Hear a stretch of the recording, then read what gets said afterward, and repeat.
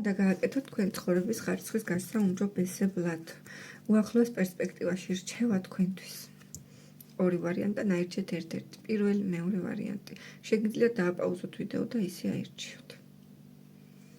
პირველ ვარიანტით დავიწყებ. პირველ ვარიანტს გეტყვით, რომ თქვენ გესაჭიროებათ რაღაც ახალი ჰობი, განსაკუთრებით ახალი წამოწყება, რომელიც იცით როგორი ემოციას მოგიტანთ, გაფრთოვანებთ და იტყვით, ვაუ, ეს რა მაგარია, ძალიან მომწონს, თქვენში ძლიერ ემოციას რაც იწვევს, მოძებნეთ ისეთი საქმიანობა.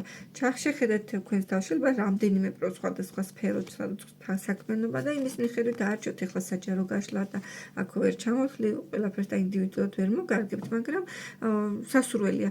კარგი იქნება სულიერი პრაქტიკები, მედიტაცია მაგალითად, შეიძლება დაგეხმაროთ თვითჩაღრმავება, თვითდაკურება, რაღაცა ისეთი შესწავლა, რომელიც თითქოს თქვენს ცნობიერებას გააფართოვებს, გააზრდის, ახალ ცნობიერების ეტაპზე გადაგიყვანთ. აქ ცოტა სულიერებაში თუ გადახვალთ, სასიამოვნო და სასურველი იქნება. რაღაცა ისეთი მანიფესტაციები გააკეთოთ, დადებითი პოზიტიური აზრები გაუშვათ სამყაროში და უკან ესეთი მოიზოთ.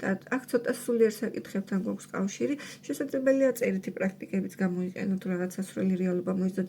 ისეთი საქმე აიღეთ, ისეთ რაღაცას მოკიდეთ ხელი, რომელიც ხანგრძლივ პერსპექტივაში თქვენ ბედნიერებას მოგანიჭებთ, გაგახარებთ, რომელიც თითქოს ზემოდან დაგანახეთ თქვენს ამხელოვნებელ პრობლემებს და იტყვით, რომ მე ეს არც ისეთი საშინელი ყოფილა, მე როგორიც მეგონაო.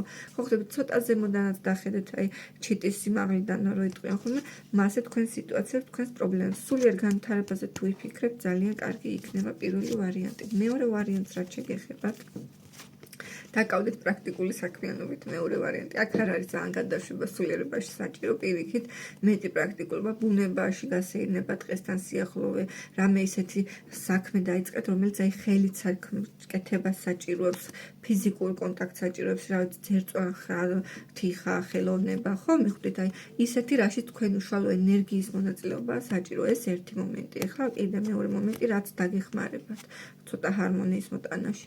ურთიერთობები გჭირდებათ აუცილებლად, კომუნიკაციები, შეიძლება პირადი ურთიერთობებში გაქვთ პრობლემა, ან დასალაგებელი, ან საერთოდ უქონლობა გაქვთ, ამას მიაქციეთ ყურადღება, სწორი კომუნიკაცია, ემოციების სწორად გამოხატვა, არ ჩაიკეტოთ, არ ჩაიგრუზოთ, ესე რომ ვთქვა და არ შეზღუდოთ თქვენი თავი. შეიძლება მეგობარი მოძებნოთ, ვინმე ვისთანაც ემოციებს მიხვალთ და გააზიარებთ. ვინც ხარში ამოგიდგება და ესეთი ადამიანი ნახეთ, რაღაცა კონკრეტულ პიროვნებასთან კონტაქტი გეშველით და დაგეხმარებათ. ბალანსისთვის დალაიქეთ ვიდეო, გამოიწერეთ ჩემი გვერდი. დამიწერეთ კომენტარში, რომელი ვარიანტი აირჩიეთ.